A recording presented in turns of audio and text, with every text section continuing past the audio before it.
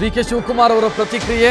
ಇನ್ನು doctor G Parameshwar ಮಾತನಾಡಿದ್ದಾರೆ. ಇದಕ್ಕೆ ಸಂಬಂಧಿಸಿ ಸಾಧಕ ಬಾಧಕಗಳನ್ನು ನೋಡಿ ಎಸ್ಐಟಿ ತನಿಖೆ ಮಾಡುತ್ತೆ ಅಂತ ದೇವರಾಜೇಗೌಡರ ಹೇಳಿಕೆಗೆ ಪರಮೇಶ್ವರ್ ಅವರು ಪ್ರತಿಕ್ರಿಯಿಸಿದ್ದಾರೆ.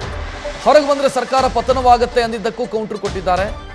ಹಾಗಿದ್ರೆ ಅವರು ಅಲ್ಲೇ ಇರಬೇಕಾಗತ್ತೆ ಅಂತ ನಗುತ್ತಲೇ ಚಾಟಿ ಬೀಸಿದ್ದಾರೆ.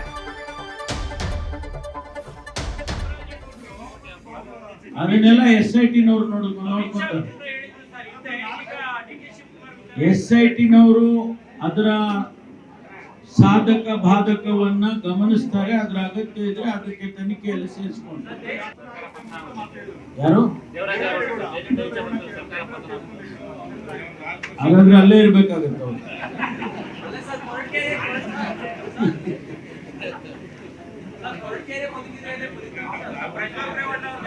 ಥ್ಯಾಂಕ್ ಯು, ಧನ್ಯವಾದಗಳು. ಅದನ್ನೆಲ್ಲ SIT-ನವರು ನೋಡ್ಕೊಂತಾರೆ. SIT-ನವರು ಅದರ ಸಾಧಕ ಬಾಧಕವನ್ನ ಗಮನಿಸ್ತಾರೆ. ಅದರ ಅಗತ್ಯ ಇದ್ರೆ ಅದಕ್ಕೆ ತನಿಖೆಯಲ್ಲಿ ಸೇರಿಸ್ಕೊಂಡ್ರೆ ಯಾರು ಹಾಗಾದ್ರೆ ಅಲ್ಲೇ ಇರ್ಬೇಕಾಗತ್ತೆ ಅವರು.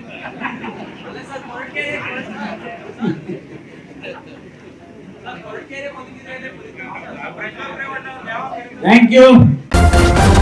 ನ್ಯೂಸ್ ಫಸ್ಟ್ ನಿರ್ಭೀತಿಯಿಂದ ನಿಮ್ಮ ಪರವಾಗಿ.